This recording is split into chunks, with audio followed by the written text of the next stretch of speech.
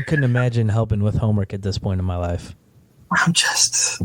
Dude, it's just, I don't even know.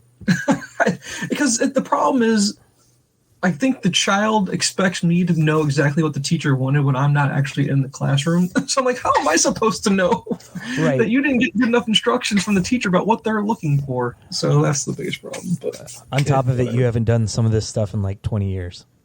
Well, I mean, this was just graphing. It was a trend line. I'm like, well, does she want a scatter graph? Does she want a bar graph? A pie graph? I mean, what kind of? I don't know. I don't know what they want. I'm like, well, I can't help you. I'm sorry. But then we tried some stuff on Google Docs just to make it look like he kind of knew what he was doing. So as long as you can make it, fake it till you make it, kid. That's all I gotta say. Oh yeah. So how's it been? How you doing? Oh, finally recovered from traveling. Yeah, you've been on vacation for like 3 weeks in a row, 2 weeks in a row, something like that. So we recorded the last episode, and I edited it and posted it from Washington D.C. Okay, yeah. So you went out to Washington, and then where were you this last week? So I was gone for that weekend. I left Friday morning, came back Sunday morning, and the following Friday, we all hopped in the car and headed back to D.C. by way of Cincinnati, Hershey, Pennsylvania, Philadelphia, Baltimore, then to D.C., and then Cincinnati on the way back. So we were gone for 8 days. That's a lot of driving, too. That's not a short drive at all. No, and so we drove to Cleveland on Friday, saw a baseball game Saturday, drove to Hershey, and then to Philadelphia for a ball game on Sunday. We're in Baltimore Monday night for the baseball game, and then stayed in D.C. for a couple of days and drove back. The goal was to watch some baseball, and we did that. Good. No, that's good. We were actually supposed to hit a game in Cincinnati too. We looked at the schedule and it said they were home, so we're like, "Oh, awesome!" So we go to buy all the tickets and find out it's the Field of Dreams game. Oh, okay. So they had a home game, but they weren't home. Correct. Yeah, they weren't actually where they're supposed to be. Yeah, no. So that sucked for us. But okay. Yeah. Well, that's awesome, man. That's an awesome little trip that you took. Did you actually get to do, like, in Philadelphia, you go downtown and, like, see the Liberty Bell and all that kind of stuff? Yeah, we did Independence Hall and the Liberty Bell after the game, and then drove back to Hershey. Okay. And then in Hershey, did you do the Hershey Factory and all that stuff? Yeah, we did Chocolate World. It's like their big area for attracting people. They also have an amusement park, but we didn't do that. We did a tour of the city, and they give you all the information on the Hershey family and what they did for the town, and it was really cool. Cool. And then what about D.C.? You get to go to the mall and do all that stuff, see the Washington Monument, We've done all that stuff, and the purpose of us going was my buddy Scott, who works for the White House, got us a tour. Gotcha. So, it was a public tour, but you have to get on a list to get it. And we get there for it, and we get in line, and we get up to the gate, and we can't go in. They're doing a bill signing, so they canceled all public tours that day. Oh, okay. Okay, well, cool. I got to do the tour myself when I went the weekend before. Yeah, I saw you posted a picture. You said you crop dusted somewhere important. I can't remember where it was, but you said you crop dusted something. The Oval Office. The Oval Office. The most ovalest of offices. Yes. Well, let's see. I'm trying to think of what I did while you were gone. It's just been a whirlwind. Because are your kids back in school? Nope, they start Monday. Start on Monday. Yeah, we the boy had orientation the week before for Wednesday, Thursday, Friday. And then they've all been back in school since Tuesday of this week. Yeah. They started on all the kids went back on Tuesday, and it's just been a whirlwind of getting them ready to go and adjusting to sleep schedules that are appropriate for going back to school, because that was brutal this week as far as not getting the amount of sleep they need to get. So we've started that this week where they've gradually gone to bed a little bit earlier and gotten up a little bit earlier. Yeah. We did the same. It just didn't help. They'd go to bed and be like, I'm not tired. One of them said, I've been sitting in my bed since 8:30 and I still can't sleep, and it's 3 a.m. or something. I was like, oh my God. I was like, well, you're staying in there. You're coming out. Yeah. Yeah. It's been a week. It's been a week to say the least. But Yeah, no, that's all that's been going on my end of things. That's good. Yeah. Went to a couple ball games here in town. What's funny though is I left early before they won, like last minute. Like I went to the Yankees game on Friday when they were in town. it was 0-0. We left at the top of the 8th. It was so hot. Yeah, it was just so brutally hot. I'm just done. And then of course they win in like the 9th inning. I was like, great, all right, missed it. I think 8th or 9th, bottom of the other board, bottom. I can't remember. Yeah. And then we were there again on Tuesday for the first game against the Rockies.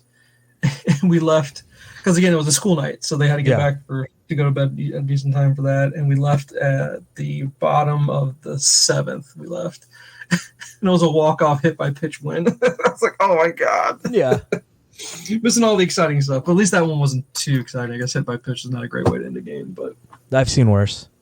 Well, yeah, I've seen a walk-off balk. Yeah, see, exactly. So, yeah, other than that, just a lot of just getting back into the swing of the routine, the school routine. Ugh. Not a fan of the school routine.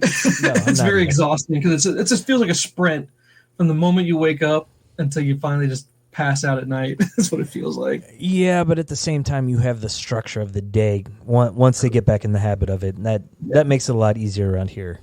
Correct. Yeah. Well, the problem is we haven't gotten into like activities yet. Like I think we're gonna be doing singing lessons for the littlest one, and then we got dance coming up for the middle one, and then the boy, he's got a whole bunch of activities or clubs he's going to sign up for. It starts next week to start signing up for stuff. So once those get going, good Lord, we'll have to see how that all works out. But yeah, we're going through the same thing because swimming's done, but Will has started up soccer right away. Oh boy, Madeline's fall softball is supposed to be starting soon, but she's also doing cross country through school. Ooh, okay, so, yeah. And then Kaylee's just doing art, so she's the easy one. Exactly right. Yeah, that's the one. Like, thank you for being simple. Yeah. So there's a little catch up between just personal stuff. I guess it's always nice to see what's going on. Yeah. So what did you have on the docket for the evening? Well, first off, do you have a beer tonight? I do not. No, I'm going to stay. I'm only trying to drink on the weekend, if anything, these days. I started working out again, actually, so I'm trying to cut carbs as much as possible with that, and do some cardio and some light lifting. I'm not going to go too heavy on the lifting, I don't think, but just to get back. I gained too much weight back from when I had a big loss. I went down really far, almost lower than I've ever been, and then stopped for a little bit. And it's funny how fast it can come back. Yes. It's funny how weight comes back, but to lose it takes forever. So I'm like, that's just not fair. Yeah, and heavy weights make it hard to lose weight. Yeah, exactly. Yeah. So yeah, I'm not trying to bulk up too much, but get some decent looking tone and hopefully trim some of the fat back off. But God, it's frustrating, man. It's a battle. Your whole life, right? Your whole life you've been battling. It's just like, I just want to get rid of this freaking weight. It sucks. So yeah, no, back at it. I've been 2 days in a row now. So just got to start somewhere. Yeah. But at least I didn't do the annoying. It's January, and that's my new or whatever. It's my new resolution. I'll be the first person at the gym, kind of thing. As the person that goes to the gym all year, that is the worst period. Yeah. Because you get the new people that don't know what they're doing, taking up the equipment. Well, luckily I go to our rec center and there's no one there, barely ever. I mean, there's one little lady. There's nobody there last night and one other person there today. And I take a couple of the kids with me, and then I lift and I do some cardio. The rowing machine's really helpful. I love the rowing machine. Yeah, it's awesome. That works out everything. It does. You're like, I can't imagine actually being on real water having to do this for a really long period of time. That'd be really hard.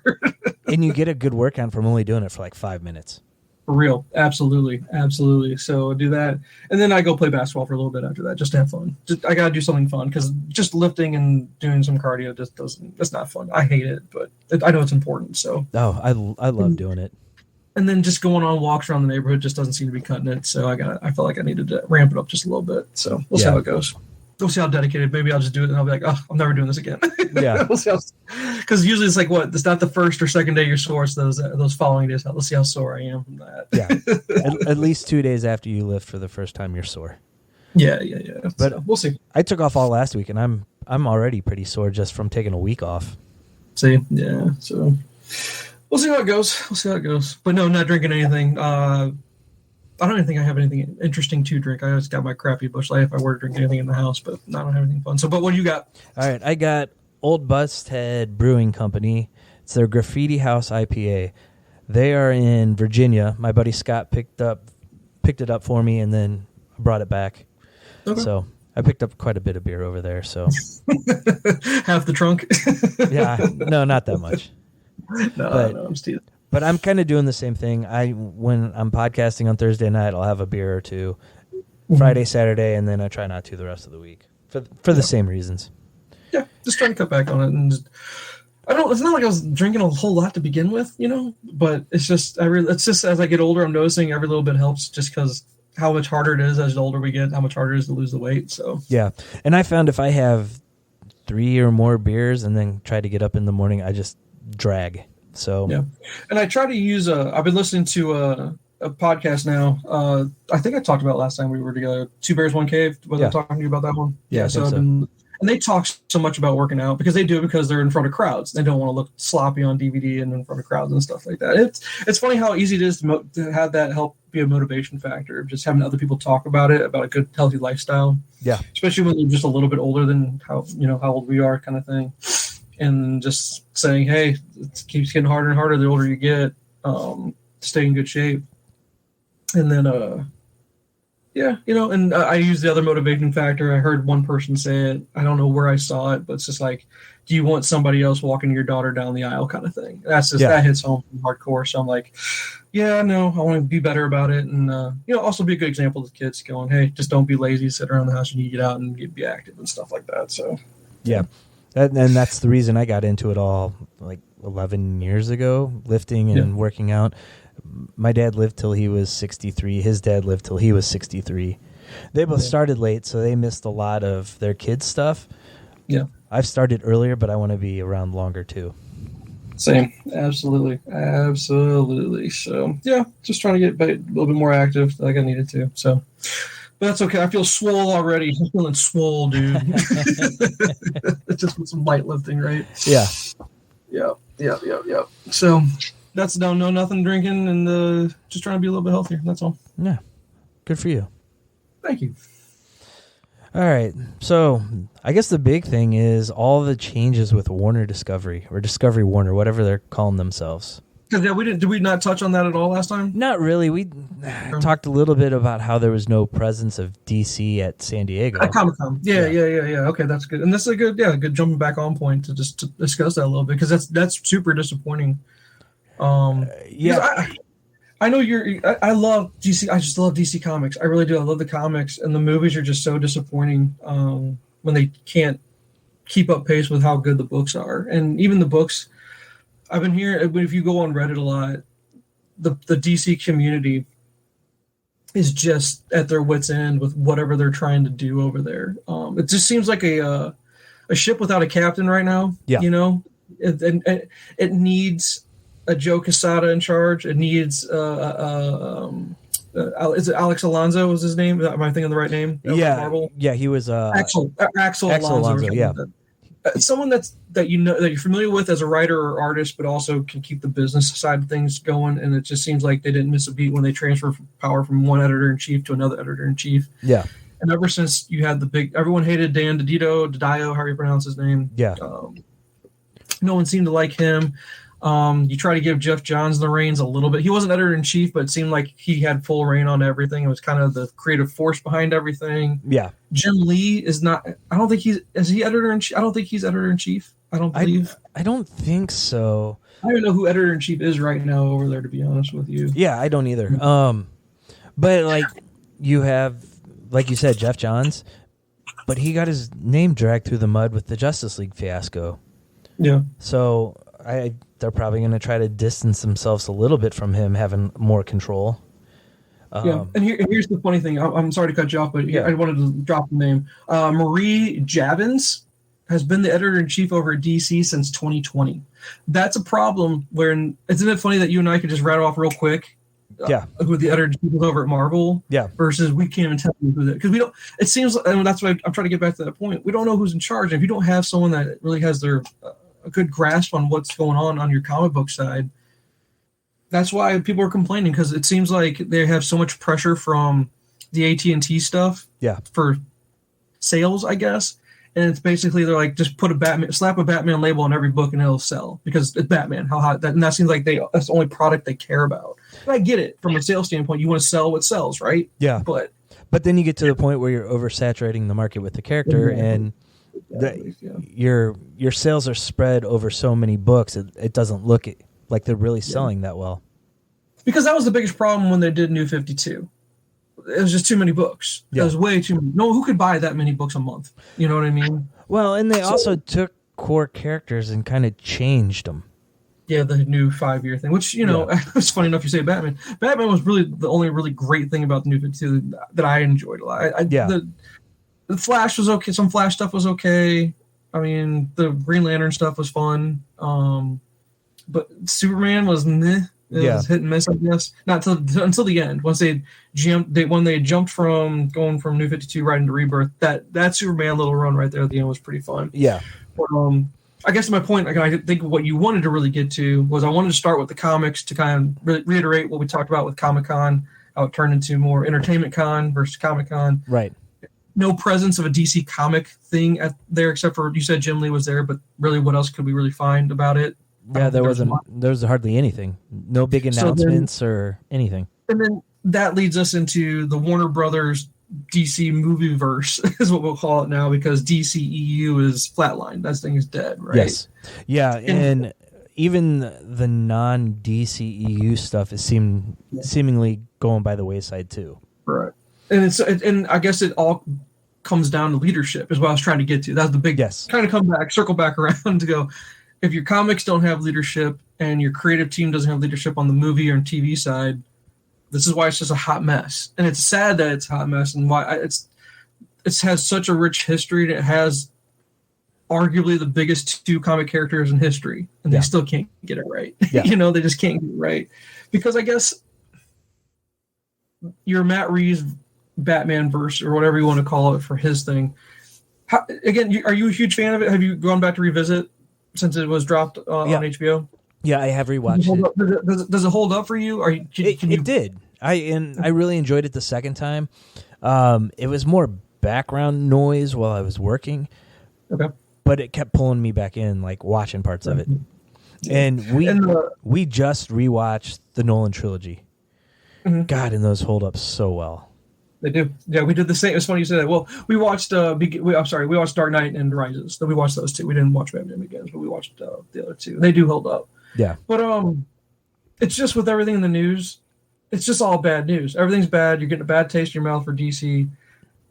They don't know what they're going to do with the. Because I guess what is Warner's really, because it's Discovery now. So I guess does Discovery Channel own HBO now? They Discovery merged with Warner, so like the company is Discovery Warner. I think might be Warner Discovery. I don't remember for sure, but the head of Discovery is now over all the Warner stuff too. So he's going in and he's going in and he's kind of trimming the fat a lot. David Zaslav. Yes, does that name sound familiar? Okay, yep. And so. He's like, HBO Max doesn't make us money like the theater, so stuff on HBO Max is getting cut. So Batgirl, dead. Yeah. The Wonder Twins, who cares? They had What about Blue Beetle? Did that get shelved? No, that is still going. Oh, okay. So they were going to do a Strange Tales anthology series. So I don't know if you listened to the most recent Hollywood Babylon, but Kevin Smith was talking about it. He wrote an episode. It's a Bizarro episode. Okay. And it sounded really, really cool. He had freedom to do a lot of what he wanted. And they were about to go into filming, and he got a call saying they killed the whole show. Just killed it. Yeah. Wow. And so, I mean, something like Batgirl, they've already started working on. I don't know if it was done, but they just... It's well. I thought I'd read somewhere they'd already spent $90 million on it, or was that just the budget and they actually hadn't spent that much? I know they filmed some of it. I don't know if they finished. Mm-hmm. There was a meme out there. I think I sent it to you about Batgirl having the longest director's cut that's never been released at 90 minutes. Right. Yeah. So were you really that excited about Batgirl, to be honest with you? Yeah, I was excited to see it because it's a character we haven't seen explored yet in the film side since Alicia Silverstone, at least. Yeah, true. But does she even really count? Because that's not Barbara Gordon or any of the other characters. But I think we could have gotten an interesting story from it and something that would have been a little different. And I think Marvel's proved that different characters can still have good movies. Like, no one expected anything from Guardians of the Galaxy or Shang-Chi. Yeah. So they said the ones that are safe right now are Peacemaker and all the stuff that James Gunn is working on. Because apparently I think he has like 2 other shows. Okay. Blue Beetle's safe. Joker 2. Aquaman 2. Since it's done, they're just waiting to release it next year. Yeah. And then the Green Lantern show is still supposed to be going. Really? Yeah. Huh. And then on the dead side, is that supposed to be live action? Yeah, I believe so. Okay. And I think does any of this makes sense though. Why keep Blue Beetle around but not Batgirl? You know, why keep moving forward with, I just don't get, cutting a whole bunch of stuff and saying HBO doesn't do anything for you. But I'm like, but you don't know that. That's where you put all your more experimental things to see if they land. Yeah. But if they don't, it's no big deal because people are still going to be subscribed to your platform for other reasons. There's other things on that platform people are going to be have that around for. So, but the platform's going to be changing as well. Yeah. So they're gonna pare down a lot of what's on there. So they've already announced like 20-something Cartoon Network shows that are getting cut off. But a bunch of their where are they going to live? What I don't know. Wow. A lot of their original programming is going to go away. I don't remember exactly the titles. They weren't anything I really paid attention to. Okay. But the animated stuff, the cartoon stuff, that's got to be really low budget for them. Like, it shouldn't cost that much to just have the library, because that's the whole point of having your streaming service, to have a library of content that people can go to. Yeah, it can be there whenever they want it. So yeah, I have no clue. It doesn't make any sense to me, because why cut out a bunch of this stuff, and then people are going to end up being like, well, it's not worth having the subscription anymore. Yeah, I mean, things like Titans and Doom Patrol are on the chopping block right now too. Really? Yeah. Wow. Well, but those lived. Well, they were still warm because they're airing Titans over on TNT. Even, yeah, they are. Which I'm not a TNT show by any means, but interesting. So that makes you wonder. Does it almost make sense that we would just need Warner's to just sell off DC, it, get rid of it? Yeah, but I guess I'm guessing Batman makes them too much money. They don't want to lose the Batman money. Yeah, it's all. They said they make more from the licensing rights than anything else. Yeah. So for Superman, Batman, and Wonder Woman. Yeah, it's sad, man. It's just super sad that everyone got, because what was it called? Just DC only, was it DC Universe or something like that? Yeah, it streamed. It had like a daily show of just DC stuff. Yeah, and it was an interesting experiment, to be honest with you. Yeah. Marvel didn't have to do anything like that because Disney Plus is that same thing. So then when they, merged the DC stuff and just put it on HBO, that was a perfect place for it. It was just a little add-on. That's all it really was. And Warner could look at what Disney's done and try to mimic it. I mean, their TV shows are successful. They might not all be well received, but people are watching them. It's keeping subscriptions. Yeah, no, I agree with you. And there's always another show to keep you around. You know, I'm not going to cancel because Ms. Marvel just ended not too long ago, and why would I cancel when you're going to ramp me up with She-Hulk like a week or two later, right? How long has Ms. Marvel been done for? A couple weeks. Okay, but like I said, so a couple weeks, and She-Hulk just started. Are we on one episode or are we 2 episodes in now? 1 episode. It came out today. It just came out today. Okay, so. It's sad because what I really want to get to, of course, is the Flash movie. Yes. That's the best thing to talk about because how much of a train wreck. It's more entertaining to have the train wreck than to see the actual movie at this point. Yeah. Because I don't think there's a way to salvage that movie. Unless they want to just recast and redo it. Which how much would that cost? You know. Well, yeah, and how much have they already spent on it? Who knows?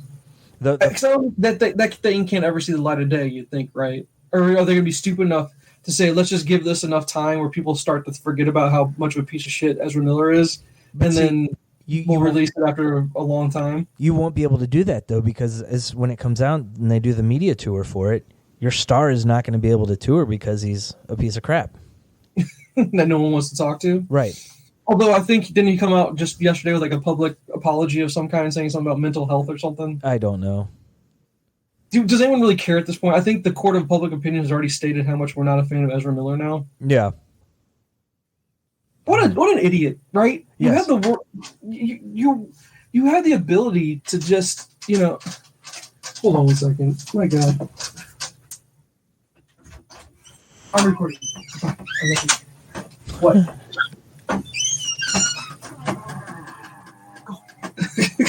Good night. Say good night.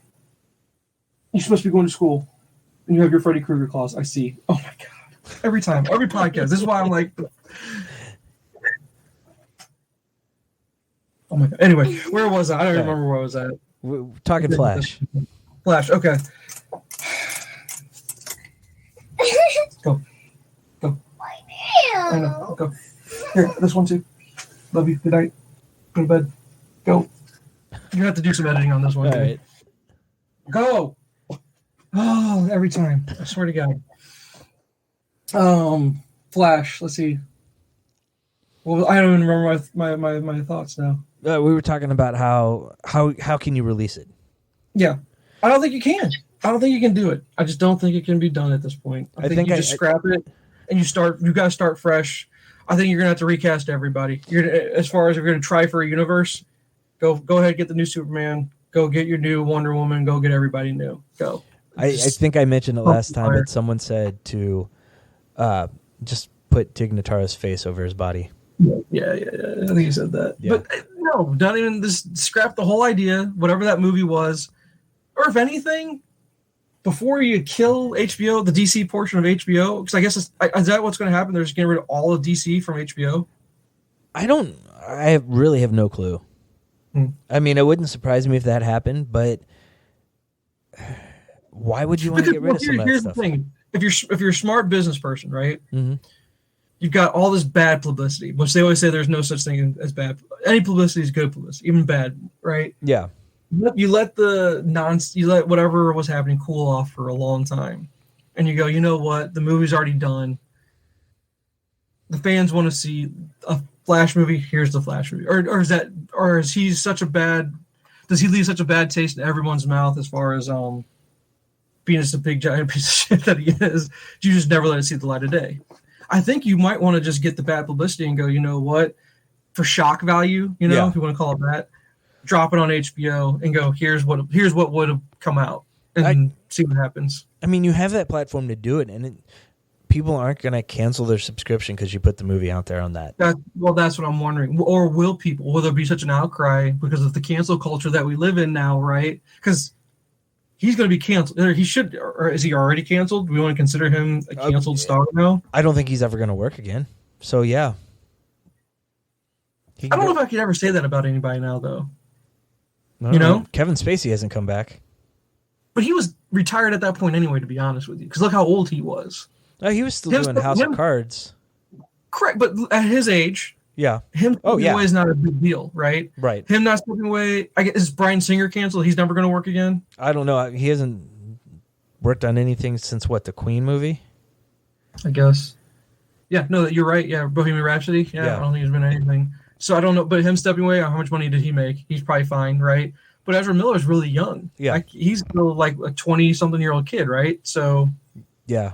He's going to be like, I need to make money somehow, right? So maybe he'll just have to go through the apology tour, and there's more to the story, which I don't know if is there more to this story. I don't know too many details about what the hell is going on with this guy.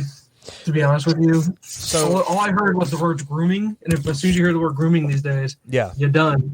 I'm sorry, you're done. I don't know how you can come back from that. well, But he's been arrested twice in Hawaii, once for choking a fan, and then once for breaking into somebody's house and holding them hostage or something. Like yeah. So and then the grooming stuff, and then there was something else. Here's the thing: Robert Downey Jr. came back. Yeah. So things are possible. Yeah, I guess.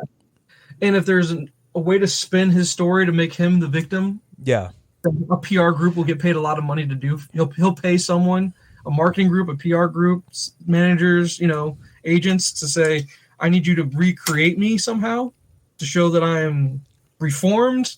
He'll be back at some point. So I think a better comparison would be Rob Lowe, because he slept with underage girls in the 90s and got in trouble for it and disappeared for a while, and he came back.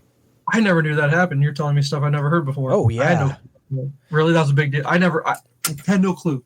I'm not up to date on my Rob Lowe trivia, apparently. Go look up the roast of Rob Lowe, and they go into it quite a bit. Really? Yeah. Ugh, gross. That's so disgusting. Yeah. But I mean, he came back and he did DirecTV commercials, and he was on Parks and Rec, and he rebounded from it. So it's just with time, as long as you let enough time pass, I guess people just stop caring enough. Yeah. In the court of public opinion. So I don't know how much time you need to let go to let this Flash movie actually see the light of day. But if it's already done, which I have to believe it is, right? Yeah, it is. It's done. Because I think it was supposed to have been released already. And they postponed it because all his shenanigans. Well, and they kept pushing. I mean, they've pushed Aquaman back too. So I think they were pushing it back anyway. But this stuff has just made it kind of the point where they don't even have a date for it. So but here's the flip side of it. Okay. You have Michael Keaton in it, and how many people are dying to see him as Batman again? Yeah, a lot. So that was one of the big selling points. And that's going to be something that will still be a selling point. People will be like, yeah, it's got this piece of shit in it, but we get to see Michael Keaton again, so I'll go to the theater to see it. How much do you think it would cost to recast and redo it all? God. No, just basically pay for the whole movie again is what you're doing? I'm sure they could green screen it where they could switch faces out. That would look awkward, though, right? You're talking about that deep fake stuff or whatever? Yeah, because, I mean, Zack Snyder did it in whatever that last zombie movie was. Okay. Yeah, I know what you're talking about. Yeah, because that's where the Tig Notaro joke came from, because they had to replace, can't think of the comedian's name who got Me Too'd. Aziz? No, it was somebody else, but they put Tig Notaro's face over his body. I don't remember, because I don't remember the name of the movie. I'm looking it up real quick. Snyder zombie movie, Netflix. Watch Army of the Dead. Army of the Dead. Who was it she replaced?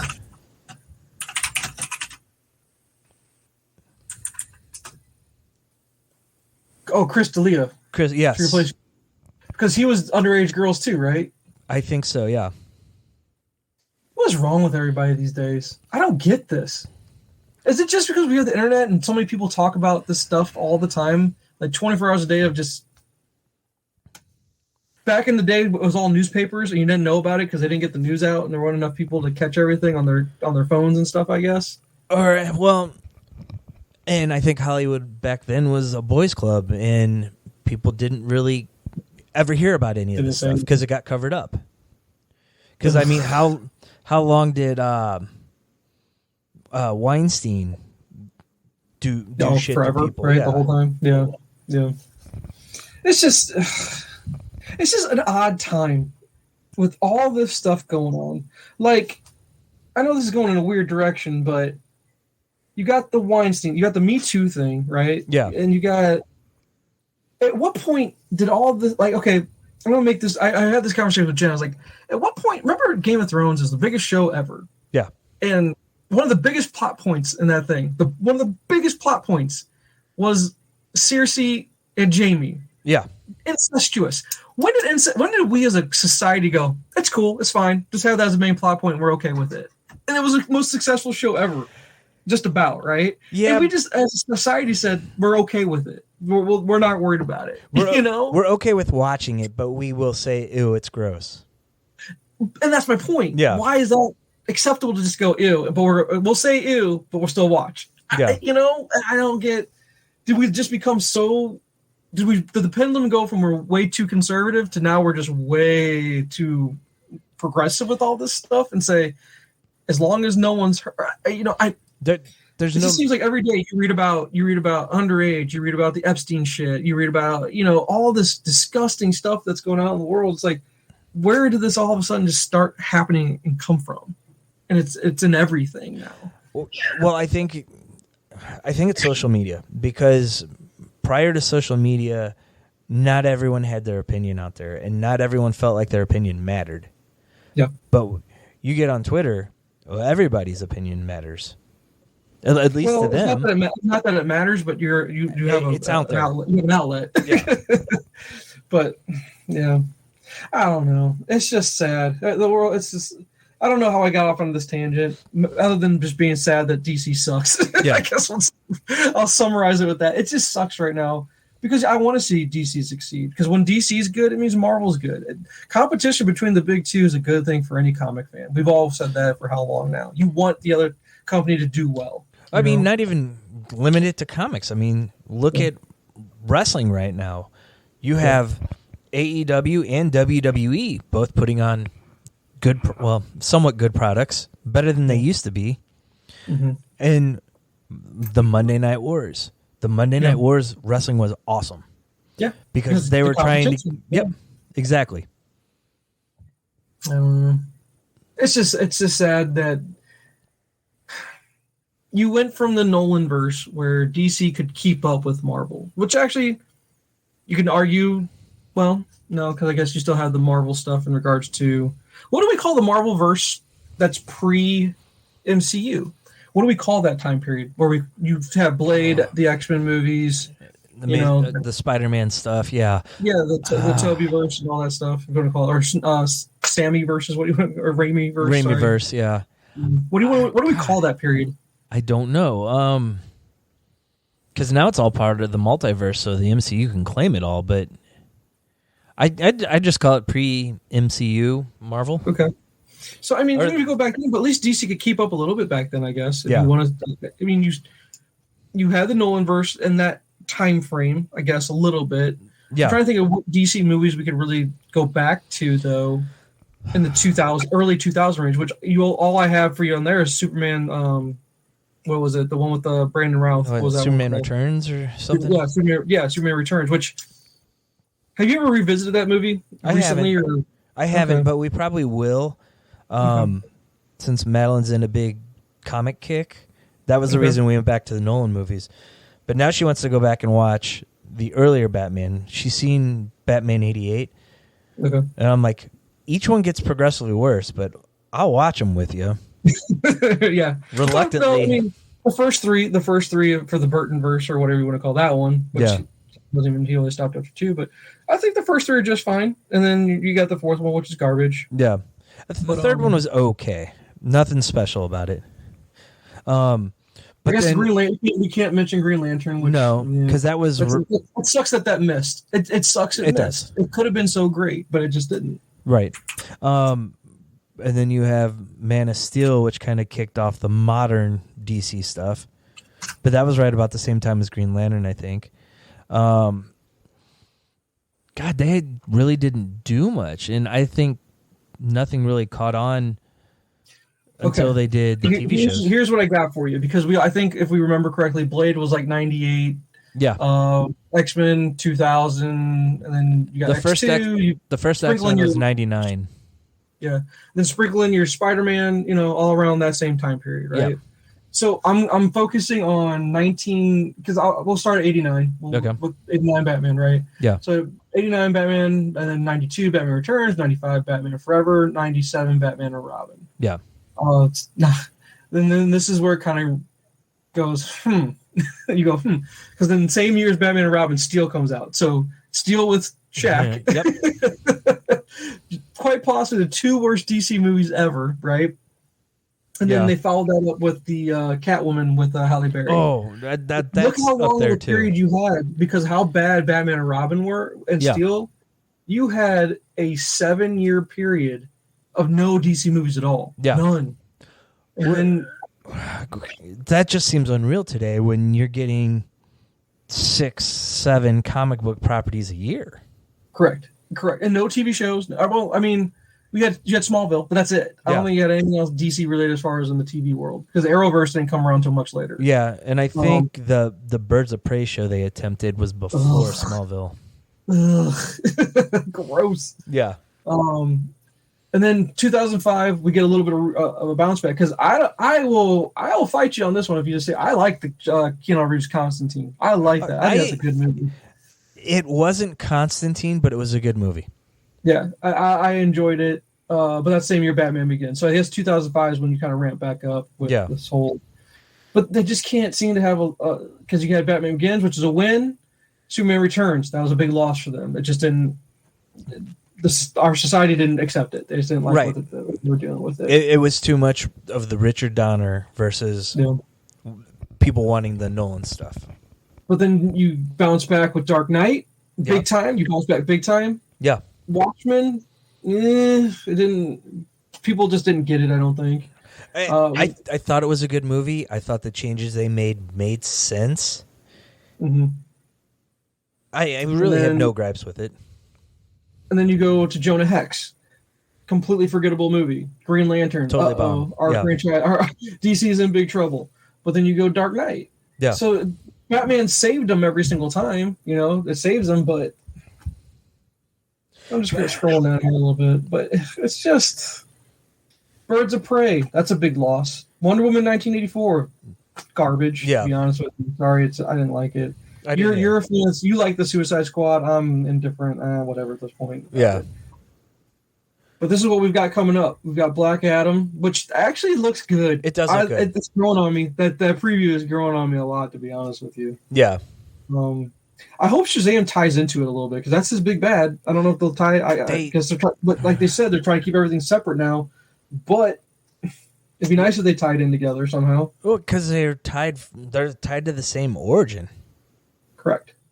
So, and then we got Aquaman, which is just okay, we'll have Aquaman, but are we done with Aquaman after this one? Are we just done and Momoa doesn't be Aquaman anymore? So the rumor is they're talking about doing a Flashpoint, resetting everything, and trying to build their own universe like Marvel. But that's what the Flash was supposed to be, and now it'll never come out. Yeah. But imagine if they could do a Flashpoint where they bring in Grant Gustin and like the TV show universe, and then you bring back like other people that have played throughout the years. Yeah. That would be like the ultimate thing. It'll suck the fans back in. Well, I did read that Christian Bale agreed that he'd come back for Batman if Nolan did, but the only reason why he said that is because he knows that Nolan will never come back for Batman. unless Nolan doesn't get work from Warner Brothers now that this new guy's is in charge. Because, okay, bear with me. Let's go to Christopher Nolan, right? Okay. And just follow along with me here for a second, because Christopher Nolan is not. He's not your automatic. Hey, he's not I'll make you money. That's the problem with Christopher Nolan. You think he's going to make you money, and that's why you give him free reign. Yeah. But he hasn't. I don't think he's made them money in quite a while now. Because here, I'm probably not since Batman movies.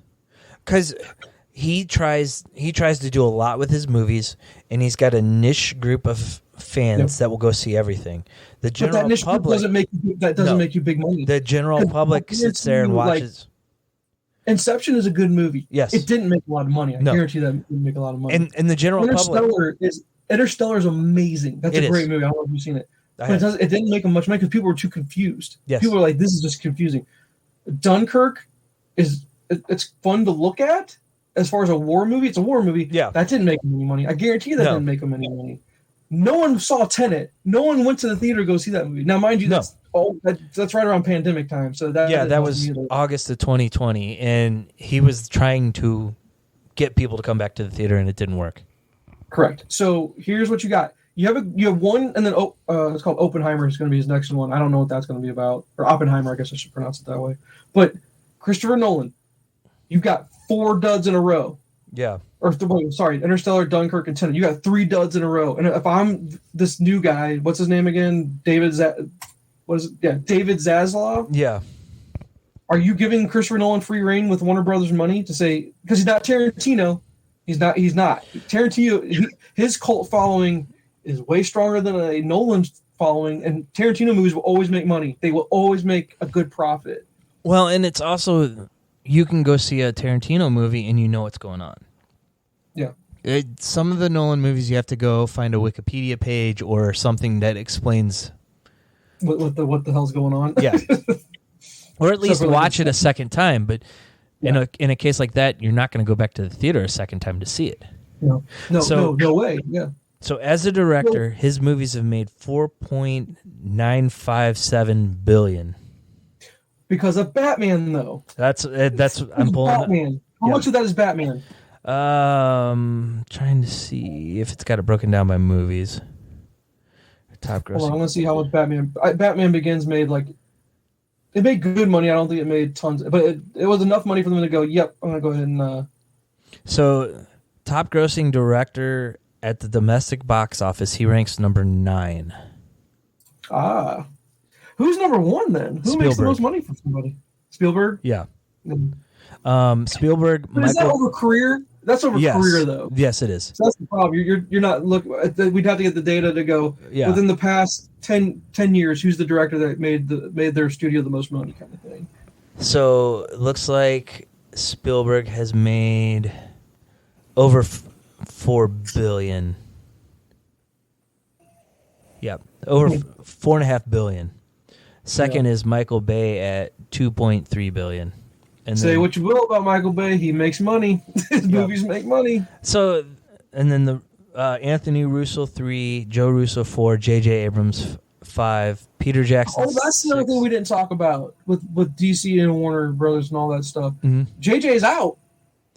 Yeah, I was not able to find out for sure what was going on, but I know Warner was very upset with him because they paid his production company so much money, and nothing has come of it.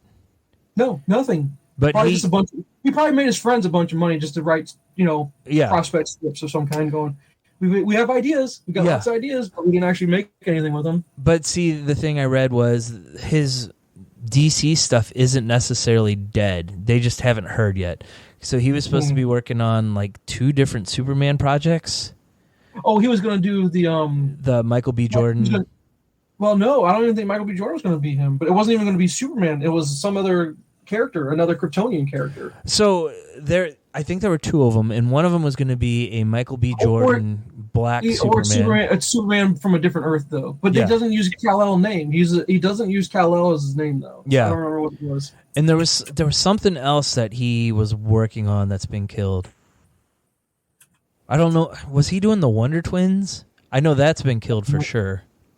Yeah, it's set to bring it was Val Zod. Okay. To the small screen. It was supposed to go to HBO Max. Yeah. It was the Earth 2 version of Superman. That's what it was supposed to be. Okay. But I'm curious if this is still even alive or did they just kill it? I thought everything JJ was killed when this whole Discovery thing came about. I would not be surprised if it was, because he hasn't done anything for him. Yeah. Well, if they do Flashpoint, and I'm sorry to go off on an odd tangent, but I just wanted to get this thought out because I've been reading a lot about it. If you do Flashpoint, at least if you get Momoa off of Aquaman, he can come back as Lobo. Because tell me there's a better casting for Lobo. I saw a meme that showed them like a picture of Lobo with him side by side. Yeah, that would be perfect. Yeah. I'd love for them to be able to do that. That'd be great. But who knows? I don't know. This kind of stinks, though. This Michael B. Jordan thing would have been cool, but he just wasn't Superman, though. It's Val Zod. Yeah. So I'm like, I don't know what that would be because I don't know any stories about that. But if it's fresh and it's brand new, let's go for it. I would say, hey, Warner Brothers, here you go. Give it a shot. See how this works. Yeah, and Ta-Nehisi Coates was supposed to be writing it. He's the guy that did the really good recent Captain America run, and he's done a lot of the really good Black Panther stuff. Yeah. So that would have been very cool to see. Yeah, but again, like you said, it was supposed to go HBO Max, and they're just killing everything left and right? So right. I doubt we'll ever see that. Yeah. So, DC, you suck. Yeah. So I guess to surmise our whole discussion about DC, it's I'll keep using my same example. Ship without a captain is what it really feels like. Even though this Zaslav guy's in charge, I feel like DC, you have some stuff to worry about because you just have no clue what direction. Your Arrowverse is done. Yeah, so your TV presence is pretty darn weak because. What else you have? You have the Superman show that's on HBO, which I'm wondering if that's going to survive if they're cutting. It is because they just announced that they're recasting Jonathan Kent because the actor that played him no-showed to the set. Really? Yeah. Some kind of personal issue. I thought they had. I haven't seen the show. I've not seen one episode. But I thought they had twins on this show for some reason. They have 2 kids. I know that for sure. It's 2 kids, and one of them's Jonathan. Yeah. Now, were they following the comics at all? I don't believe so. I've never watched it though. Okay. But yeah, that show's still around. Stargirl is still around, and they announced Flash is ending with a shortened season 9. Yeah, I heard that too. But they sold off. Who's watching Stargirl? Nobody. Yeah. I think Pennyworth has one more season, but who's watching Pennyworth? Yeah. Nobody.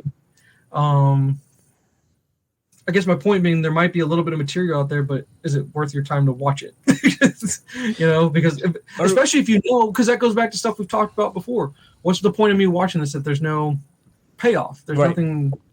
Which I don't. Was Watchmen released as a limited series, or was that just they did one series or one season because the guy said that's all I've got, I'm done, or do we know right from the get it's 12 episodes and this is all there's ever going to be of it? Lindelof said he was doing however many episodes. I think it was 10. He said, I have an idea for this story. We're going to do it. When it was done and so well received, HBO said, do you have anything for a second season? He said no. So they just left it. Okay. But see, I like shows like that go, this is what this is, and that's it. What's so wrong with limited series? Why can't we have more of those is what I'm trying to get at. And that works well with comics. It fits. It's like one writer doing their run. Yep. And then I'm off. I'm off to do the next thing, and then bring somebody else in and have completely. It's going to be a completely different show, even though it's the same character. And that's why I have no problem if they recast characters. I mean, Robert Downey Jr. is the perfect Iron Man, but there's so many more Tony Stark stories you could tell. Recast them. Yeah. No, you're right. Wait a couple years and do it. Yeah. No one says anything about a different James Bond every 4 or 5 movies. How much? I'm gonna go big time tangent off here just to get off DC. That's all I gotta say about DC. I have no clue what direction that thing's going in. We'll watch Black Adam. We'll watch Shazam, and then you'll have Aquaman. That'll be it. I think. Then we go.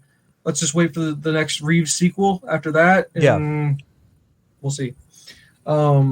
It's kind of fitting though, because the movies being like this and the comics every 5 years kind of reset continuity. Yeah. Same thing with the movies at this point. Yeah, because I don't know. Rebirth is done, I guess, right? So what phase is DC Comics in right now? No clue. Or is it still the Rebirth phase?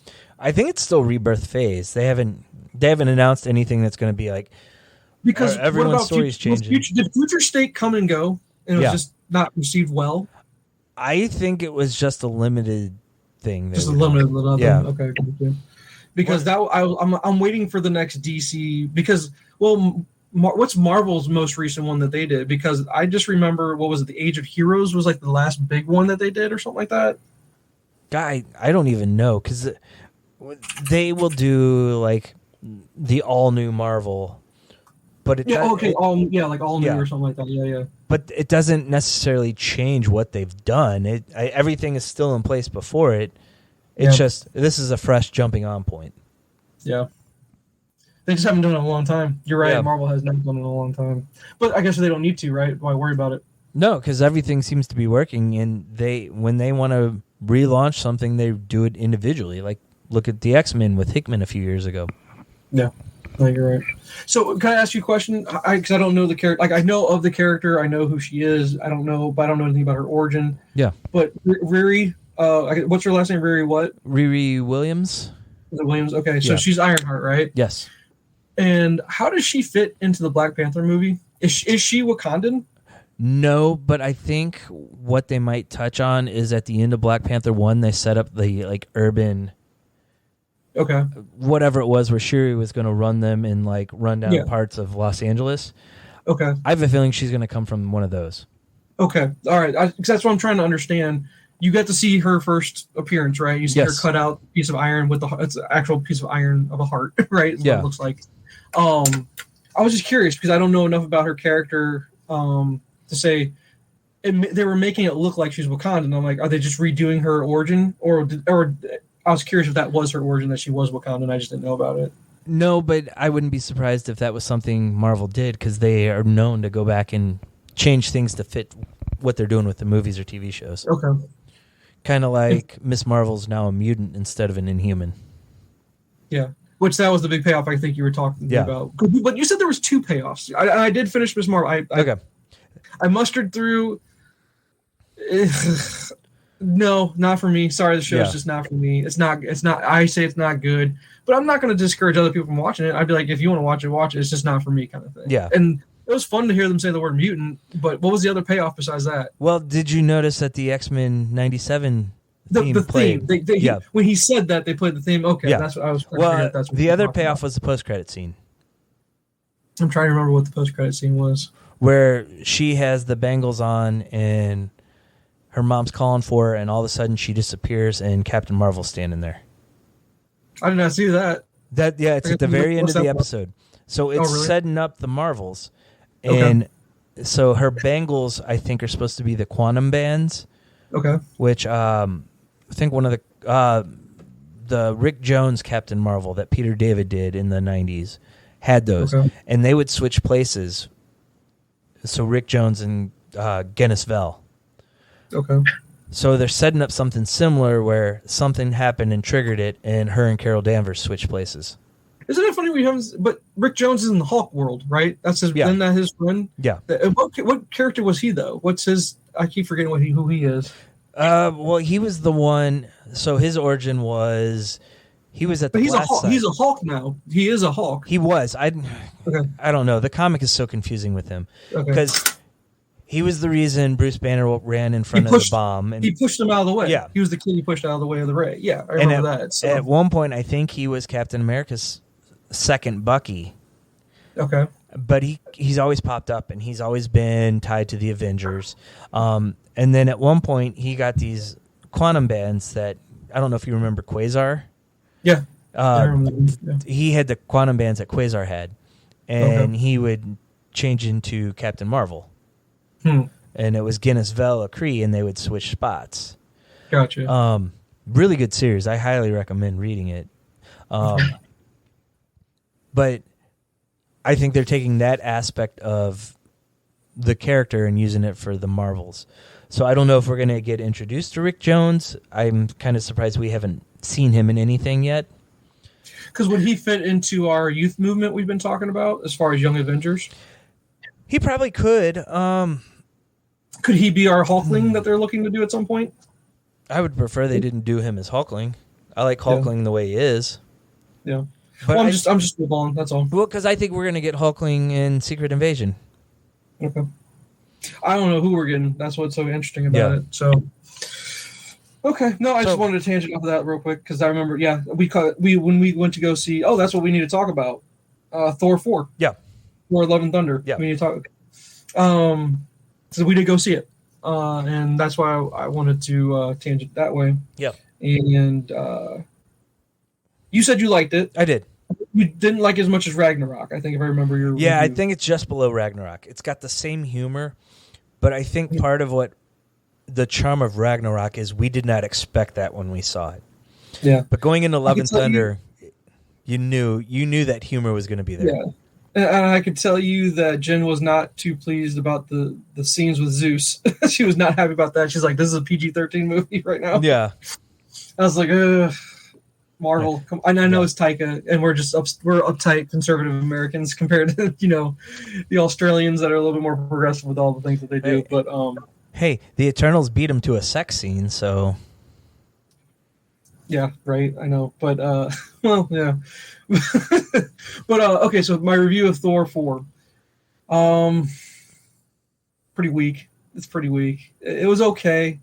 The kids liked it. At least they enjoyed it more than I did. Yeah. And there's parts I liked a lot. I agree with you. Christian Bale is a good villain because you're so sympathetic to him, and that's what the best villains are. You're sympathetic to him in certain ways, or otherwise they just can be completely entertaining. He did well. He did well with what he could, with what he had. Yeah.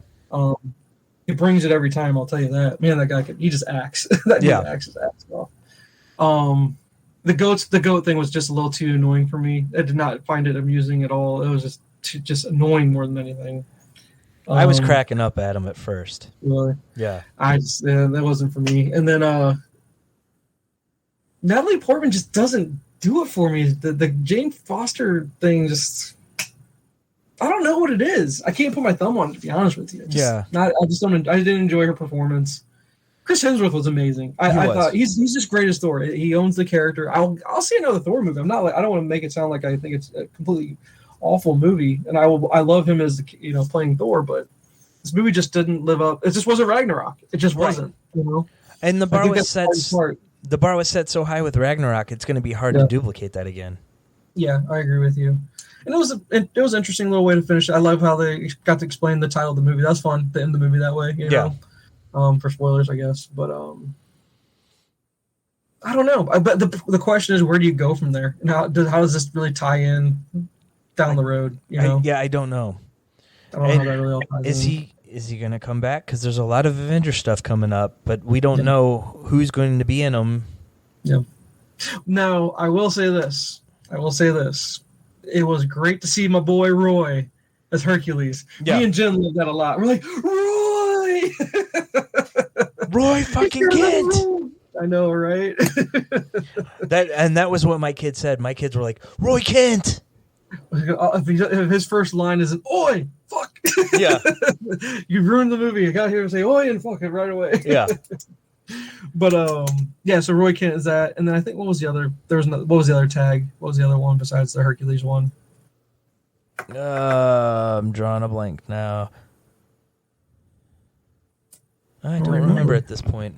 Neither do I. I don't remember because I don't think it was Blade or anything like that. I don't think we got that. But regardless, while you try to drag your bear about that, I'll say that it did have one really funny line that went under the radar that nobody caught, I don't think. At least not in my theater. I laughed. I was the only person that laughed in the theater. Yeah. And maybe it was only because it was only funny to me. Because it's kind of a throwaway line. But I'm trying to remember which character said it. But because they were naming off the gods. Yeah. Well, they were walking in the hall or whatever it was called, the Hall of Gods or whatever. Yeah. And one goes, oh, there's the god of carpentry over there. And I'm like, it's Jesus, y'all. No one understood that when I laughed at that one. This is kind of a throwaway line. I thought it was pretty clever to put that in there. The god of carpentry. So that was one of my favorite lines in the movie. And then it was sad though. The Jane Foster having cancer thing, that was pretty sad. Yeah. I just feel bad for the Thor character itself. Just everything that happens to that guy is just people dying left and right on that guy. Yeah. Okay, the other post-credit scene was Jane and Heimdall and Valhalla. Oh, and Valhalla. Were we supposed to take anything from that? They're going to find a way out.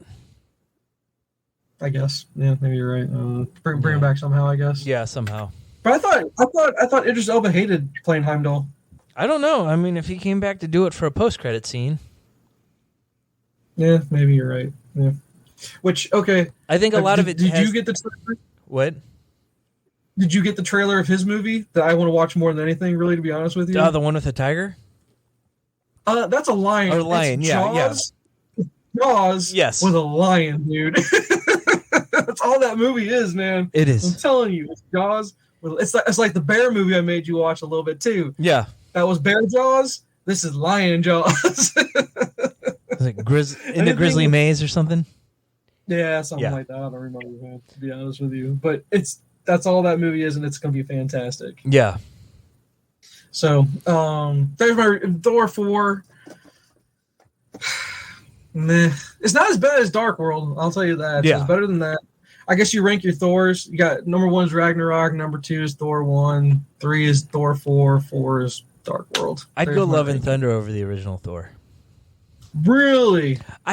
I like Taika's humor though, so I feel like I could rewatch that one more than the first Thor. Oh, I enjoy his humor as well, but I just think Thor it's just the better movie. I just think it's more enjoyable, and I think you get introduced to Loki for the first time, really, for the most part, right? And that's a big deal in the MCU, so that's why I kind of rank it pretty high. Yeah, it was amazing as Loki.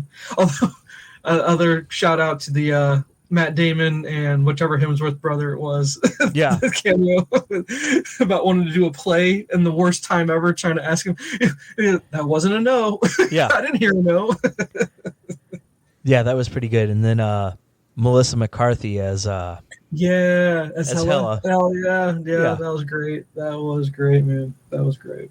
Yeah. So, all right. So I think that's Thor 4. What else you got on the docket? Well, there was some missed opportunities though when they did the Hall of Gods, because they very easily could have capitalized on having Moon Knight come out right before it, have Khonshu there. Yeah, that'd be pretty cool. You're right. You see one of the Panther gods, but there's so many others that they could have pulled from to really tie things together. Yeah. So anything celestial? Should we have seen anything celestial in that thing? In the Hall of Gods? No, probably not. Not there. Okay. So I do have a couple more Marvel things. Did you see the rumors going around about Loki season 2 and who they've cast? Cast as who? Well, there's talks that the Squadron Supreme are going to show up. Oh yeah, you told me about that today with Hyperion, right? Yes, with Henry Cavill. The best troll ever, having him be Hyperion. Very much so. Oh, I would love that. I would too. Love it so much. But I thought they were going to save him for Captain Britain at some point. That might make sense down the line, but if you got an opportunity to strike right now and all the turmoil that's going on in DC. To be honest with you, if I'm Henry Cavill, I'm jumping all over it. And it's just two middle fingers right to DC going, you wasted the opportunity. Sorry, I'm not going to wait around forever for you guys to just screw this up. I'll play Marvel's Superman. And he'll do it well. He will. Really well. Although, I know he is Marvel Superman, but what about Sentry? Could he do Sentry? We're getting into like D-level characters when we're mentioning these guys, to be honest with you. Yeah. Because they're just no one knows them. What I mean by that. Not that they're bad characters, just I say D meaning nobody knows who those people are. So. This is like the hardcore comic book fans, because they'll be like, the JMS run on Squadron Supreme. I'll go see him do this. Hell yeah, dude. Oh, so good. That Squadron Supreme was so good. It was. I picked up the other two trades. I read the first one. I need to go back and read the full. But isn't Hyperion and Homelander, aren't they a little... I think... Is Homelander just that much more psychotic, I guess? He's that much more psychotic. I still need to get caught up on the boys. I'm so far behind on that. I don't know when I'll ever get caught up on that one. Yeah. So there is one other Marvel rumor that I saw today. Okay. Kevin Feige is going to step out in 2025 after Phase 6 is done. Oh. The end of the end. Yeah. I don't know if I like that. Who is he? I hate using that word. Yeah. Who is he prepping, or who's his apprentice? I have no who's clue. Who's the apprentice to him? I mean, did you get Favreau to come back? I don't think so, because he's so heavily invested in Star Wars right now. I don't think he'd do it. But that's the thing. That's the other thing Kevin Feige's tied to, is an untitled Star Wars project. Yeah. Because I know he wants to go over to do that. I think that's what his big thing is. He wants to get his time on Star Wars before he hangs it up, kind of thing. Maybe they switch spots. All right, let's do it. Let's do it. Let's give our two picks of who you would want to take over for Feige. God. Okay, so right off the bat, Mark Bernardin. He knows these characters. He knows how to write a good story. When he sits there on Fat Man Beyond and talks about what they could have done, it always makes sense. Yeah. So when he was talking about Love and Thunder, he said, you don't need Valkyrie. You could have done the same thing with Sith, who's there watching Thor pine over Jane Foster while she's pining over him. Yeah. It adds such a dynamic to the story that they missed out on. For sure. Because she's an underutilized character, to be honest with you. Yeah. Way underutilized. That's a good choice, Mark Bernardin. Wow. Yeah. Oh, other than that, I don't know. You could probably very easily take someone from. Could you get what about the Russo brothers? Was that too easy of a pick? I think they're trying to set up their Gray Man universe because they've got other projects they were going to do with that. Okay. And from what I know of the books, there's quite a few books that they could pick from. Because that was the thing with Secret Wars. They said if they came back to Marvel, it'd be for Secret Wars. Yeah. But I don't think this is the Secret Wars they were talking about. I think this is going to be the Hickman Secret Wars, not the 1985 Battle World type Beyonder. Yeah. What about Coogler? Oh, that'd be a good choice. I think Coogler could do it. I think he could too. I think he'd do pretty well at it, to be honest with you. But then again, he just might want to direct. And so you got to find people who want to direct versus people who want to shape a whole universe kind of thing. And that's why I like the Bernardin pick, man. That's a really great one. Because, just hearing him talk about this stuff, he knows it. He understands it. You need to get on Twitter. We need to start the movement. We do. How would you do a hashtag on that? Bernardin for Marvel or something like that? I would find the article. I think I saved it on my phone. So find the article, retweet it, tag him in it, and say, here's the replacement. Do it. See what he does. Okay. See what he does. He probably wouldn't want anything to do with it, to be honest with you. Take up too much of his time. Yeah, I don't know. You might be surprised. I mean, he does a lot of work that never sees the light of day. So this is guaranteed, and it's tied to stuff he loves. I think the thing that's so good about that pick is he knows how to work in a writer's room. Yeah. He can collaborate with other people. He knows the process of that. Yeah. And plus, it's how hard is it when you have a room full of writers and you just pop your head in going, this is what I want you to do next. Yeah. You know? Well, he's written comic books. He's worked for Marvel. Yeah. Interesting. I really can't think of anyone else, though. I mean, I was like going to say, we don't want J.J. Abrams coming in. We don't want, I'm just trying to think of other big type. Like, could you get Nolan to come over and play in the Marvel sandbox? I don't think you'd want to at this point. I don't think so either. That's the thing. So I'm just trying to throw names out though. What they would have to do is get probably an unknown, someone like a Kevin Feige before he joined Marvel. Yeah. He worked on X-Men in a lower capacity. Mm-hmm. So maybe there's some kind of assistant producer. What about Quesada? Do you think they'd let Quesada do it? I don't know if he wanted to, because he stepped down from the comics because he had his own projects he wanted to work on. Kirkman. He hates him too much. He does. But that's a lot of money to turn down. It is. But I think he's made pretty good money from Walking Dead, so he really doesn't have to do much. I'm trying to think from the comics world. Have Jim Lee come on over. Yeah. Say he's done his time over at DC, trying to come back on over to Marvel. Yeah. Think he could do it? I don't know. Well, he's too much of an art guy, I guess. He's not really a movie guy. Right? Yeah. Or an idea. I don't think he's an idea. Do you find Jim Lee to be an idea guy? Not really, because his Wildstorm stuff was not what carried the company. Yeah. Because Wildcats got interesting after he was off of it. He set up that whole universe, but all the stuff that he did never really took off. Because if you look at Wildstorm, the big things were like Planetary Authority. He had nothing to do with those. Yeah. The best Wildcat stories were after he had left the book. The other big book he did at the time was Divine Rights, and I remember all the hype about it, and then it just didn't deliver. Yeah. Okay. Well, okay, I'm down with Bernardin. That's a great pick. Yeah. I didn't even think about that. So good call. I don't think I'd pick anybody else. I haven't talked myself into anybody else, to be honest with you. Yeah. If I sat and thought about it and then we talked about it next week, I might have a couple other ideas, but off the cuff, that's the guy. Who? I said off the cuff, that's the guy. Oh, off the cuff. Gotcha, sorry. All right. All right. So the other thing we talked about briefly last week, but you hadn't finished, was Last Ronin. Oh, Last Ronin. Yeah. Okay. I finished it. I finished. It was amazing. It was amazing. It was so good. And I hope they come up with a sequel book of some kind. I hope they let them do one more in that universe or in that timeline, because it sets up perfectly for a sequel. Yeah. I would be okay if they just left it at this, though. Because me too. I'm okay with that too. But I'm like, would you, if they came out with more, would you be upset? Maybe.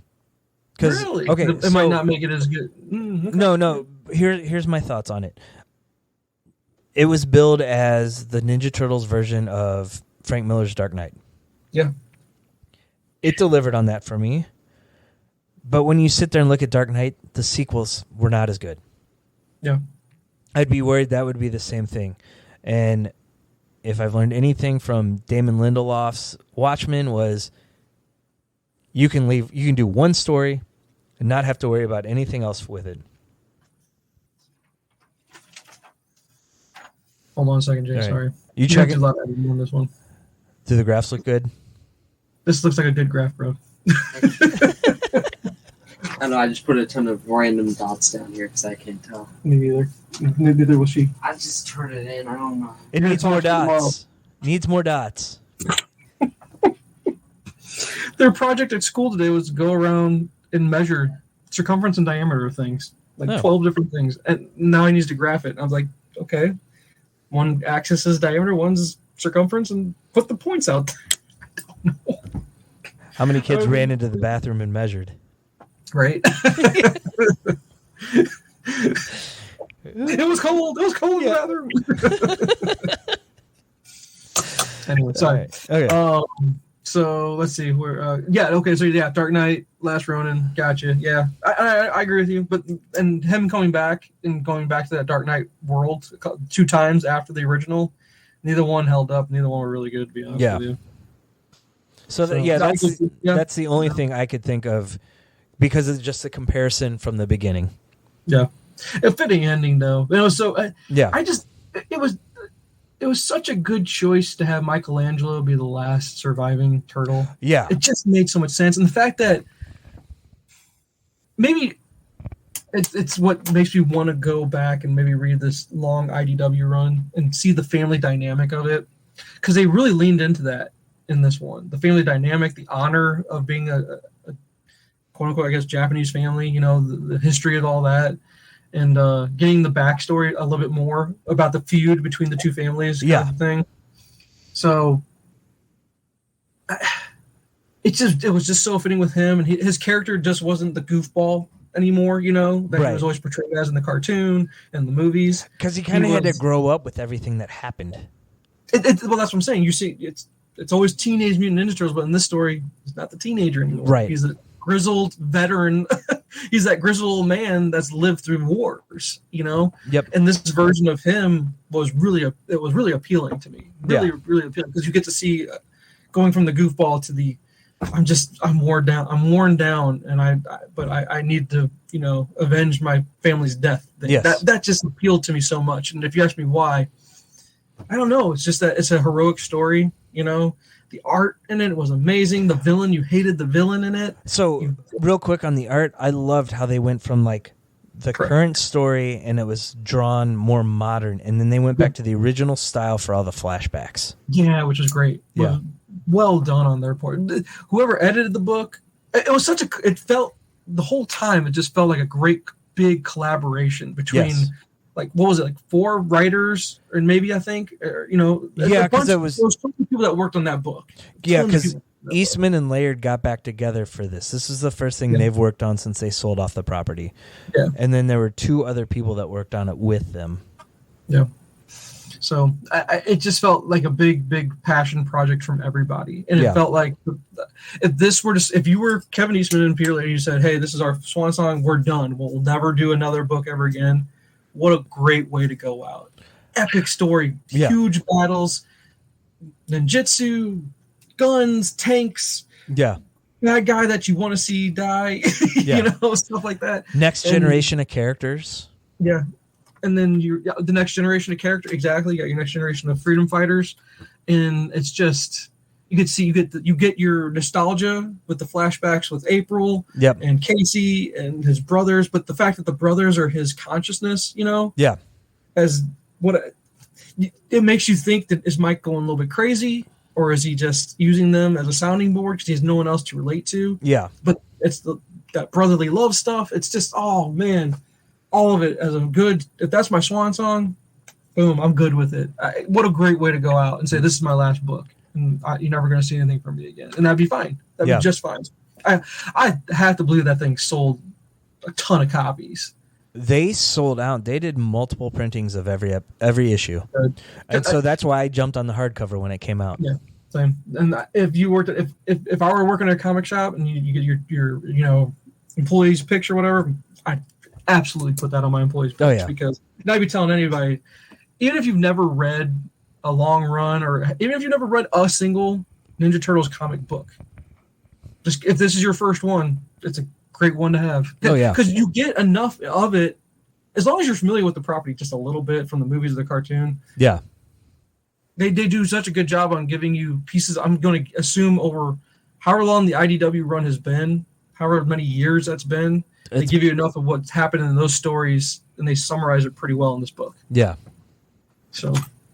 Yeah, no, great book. Glad I read that one. Yeah, I liked it a lot. Yep.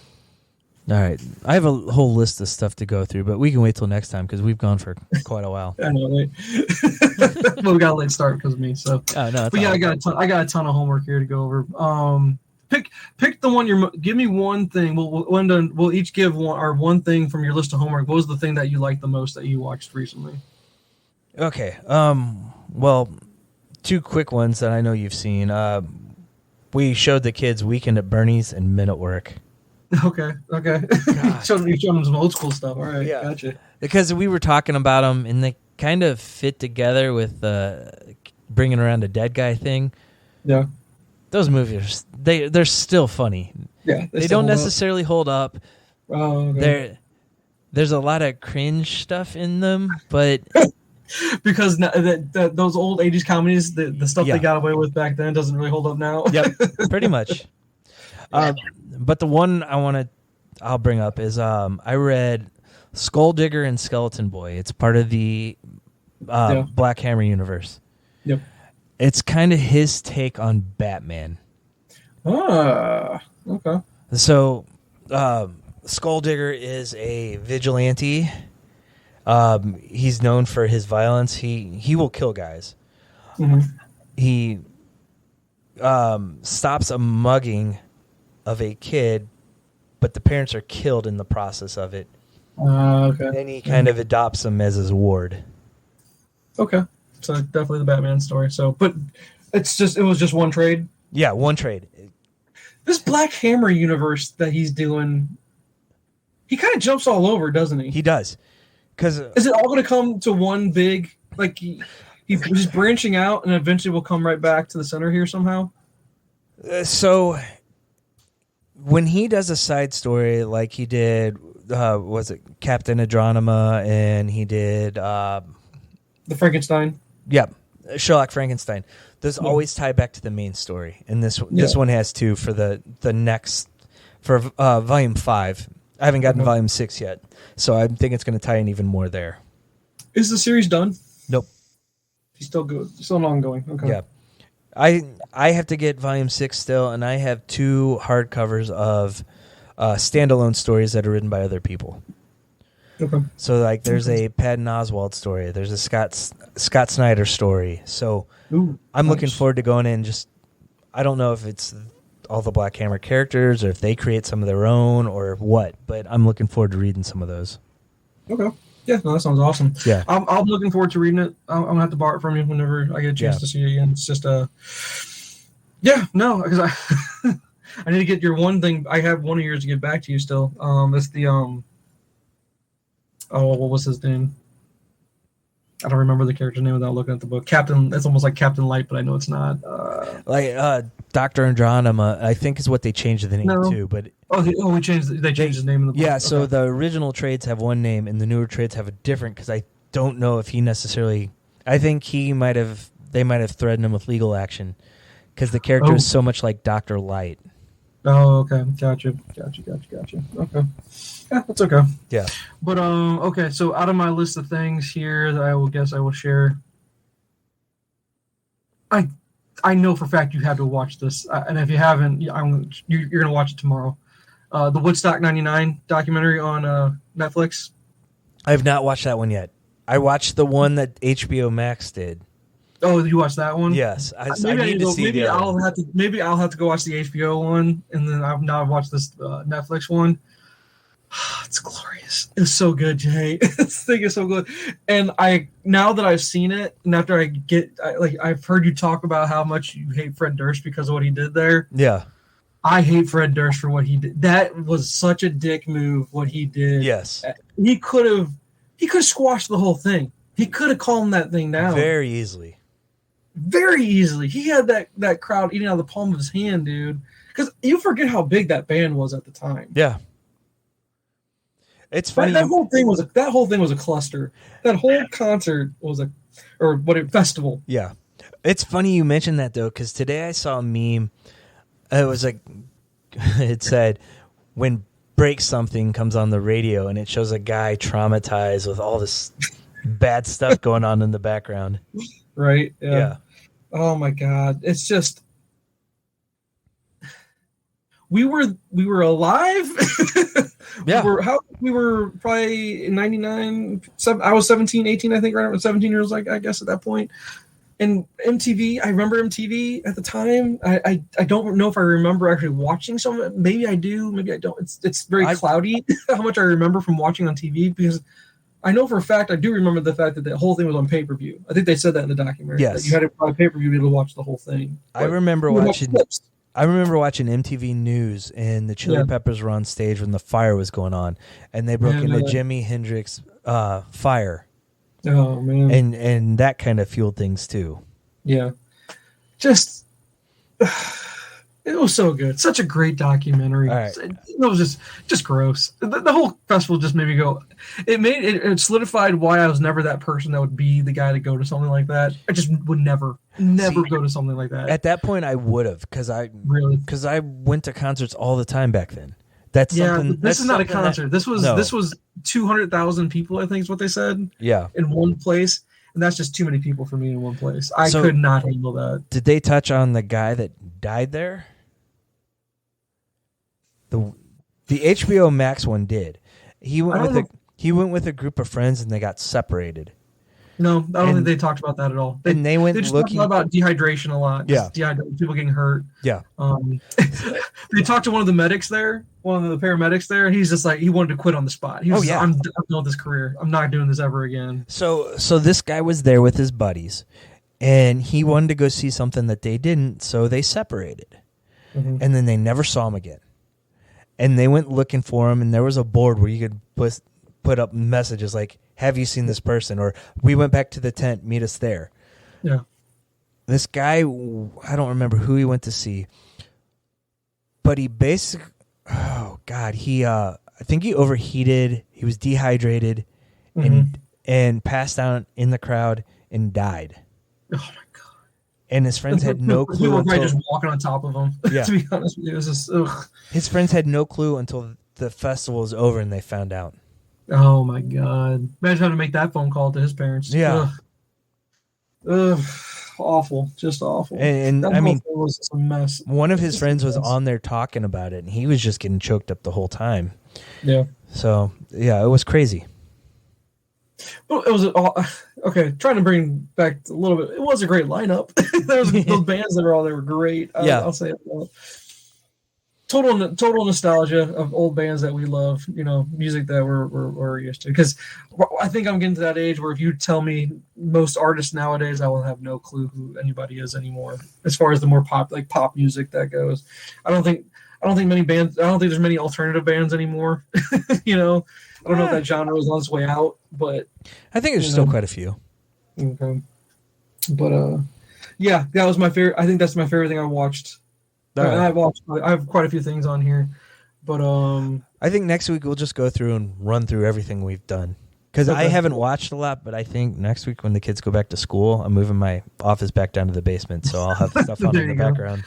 Yeah, because I've got some things, Can I give you one thing for sure? Yeah. I won't talk about what to talk about next time. Most hated man on the internet. Oh. On Netflix. Okay. Most hated man on the internet. Docuseries. You'll get through it pretty quick. Okay. I'm writing it down. I'm on a docuseries kick right now because I watched that. I Just Killed My Dad, which is on Netflix, and Untold. I'm through the first part of Untold. It's the Manti Te'o catfish story. I figured that'd be up your alley. I thought you were gonna watch that one. Yeah, I'll check that one out too. I haven't called your brother about it just yet, but I'm figuring he'll watch. He's probably already watched it. I'm sure it's on his radar. Yeah. To watch that one. Yeah. Man, what a story. Oh.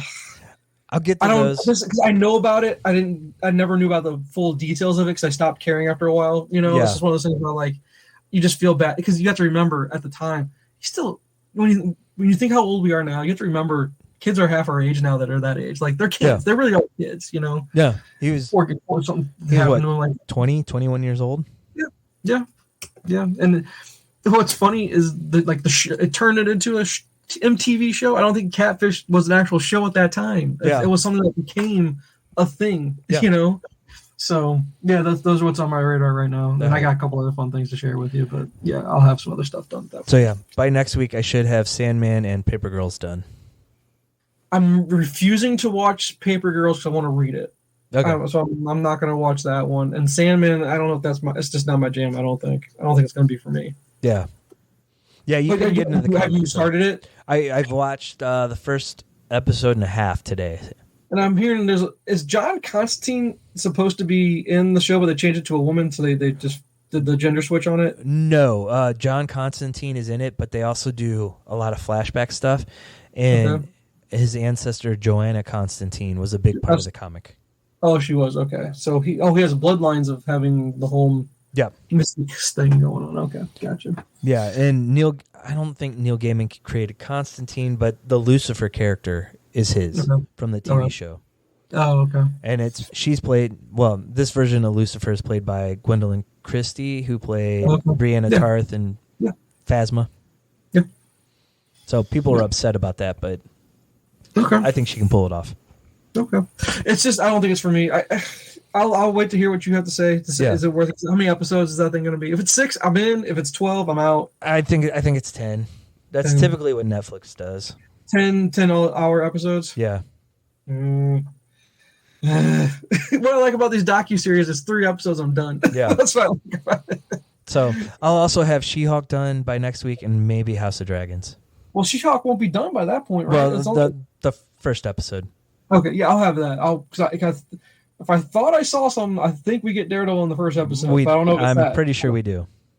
Because if he's in the first episode, I kind of have to watch it tomorrow. Yes, you do. So we'll see. Right. We'll see if I do. So, all right, sir. Until next time, we'll catch up next time on homework, okay? Okay. All right, we'll see you. See you. Thanks for listening. You can find us on our website, Nyrdcast.com. It's NYRDCAST.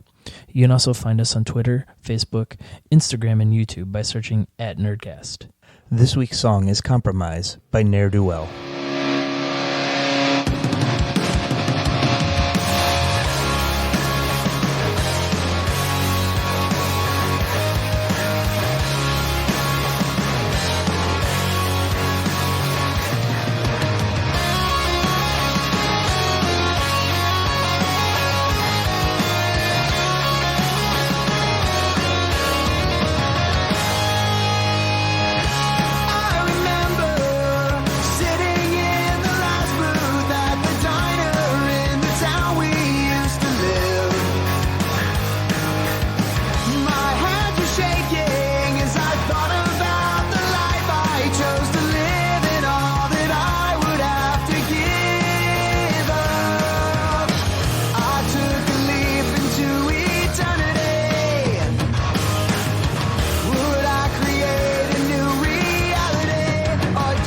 Another compromise.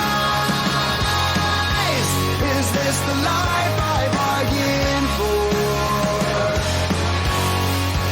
Or just another compromise? I should have asked for more.